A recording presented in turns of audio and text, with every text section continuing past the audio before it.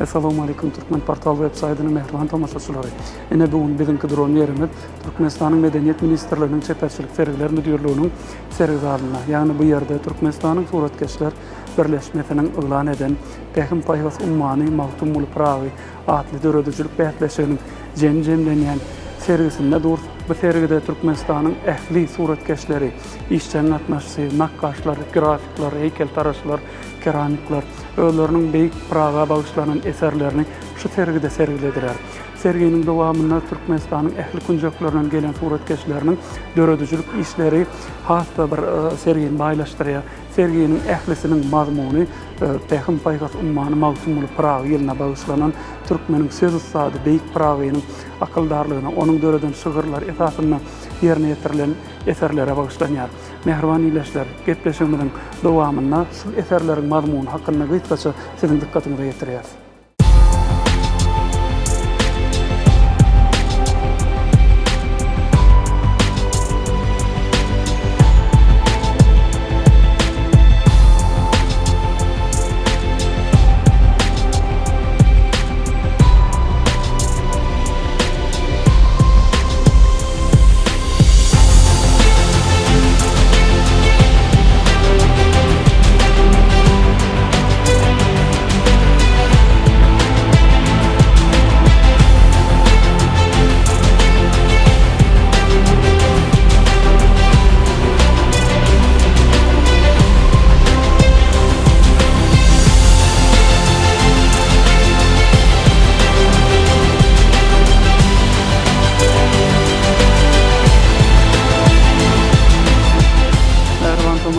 Bugün serginin dowamında nakkaşlyk işleriň hatarına suratkeşler Azat Muradov hem-de Gunça Muradowanyň döredijilik işleri sergilenýär. Bu ýerde suratkeşlerin ýer izlenişi Gunça Muradowa esasan Mawtumul Prawinyň ýaşlyk ýyllaryna izlenýär. Ilkinji döredilen portrede hem Mawtumulynyň ýani ýigitlik döwrüniň keşfi görkezilýär. Bärde bolsa Mawtumul Prawinyň ýani gözel şeýradyny tamamlap öz watanyna dolanyp gaýtmagyň öň syratyny portrede görkezilýär. Şu ýerde Prawinyň yani Mawtumul taşlap goýun hapasyny syýlady, pirini molla sopsyn, daim unutmaz mentallar gapsyn. Gider boldum hoşal gözel şeýrady atly şygyr bendin esasynda ýerine ýetirilen eseriniň biridir. Bu ýerde Harizm arhitekturasyna mahsus bolan binagarçylyk sütünni görkezmek, Mawtumulynyň ýaşlyk keşfini görkezmek, türkmen şekillendirişiniň otuna dena suratkeş bolup şu portredi Mawtumulynyň ýaşlygyna ýüzlenýän ilkinji suratkeş diýsem ýalňyş bolmaz.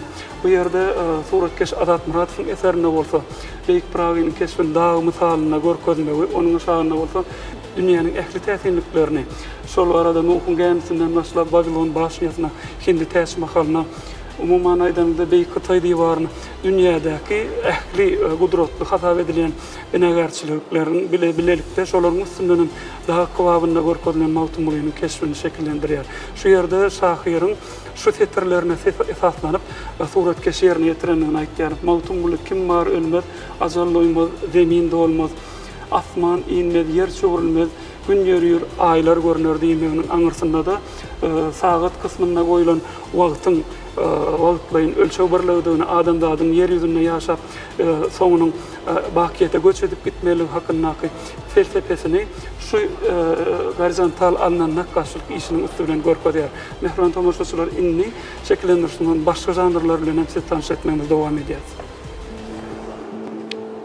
Mehriban ýyleşler, bu eseri biziň halipa nakkaşlarynyň biri Allah Murat Muhammedowyň Prawinyň turgullydylar atşygyr esasynda döretdi. Ýani bir gece ýatyrdım tünüň ýaryna, bir dört atly gelip turgullydylar diýen setirler esasynda döredir. Şahyryň ukudaky ýatan wagty onuň üstündäki duran erleriň, pirleriň, ulamalaryň ruh hakyndaky filosofik garaýşlaryny şu eseriň üstünden uly gowrumly monumental nakkaşlyk eserini döredýär.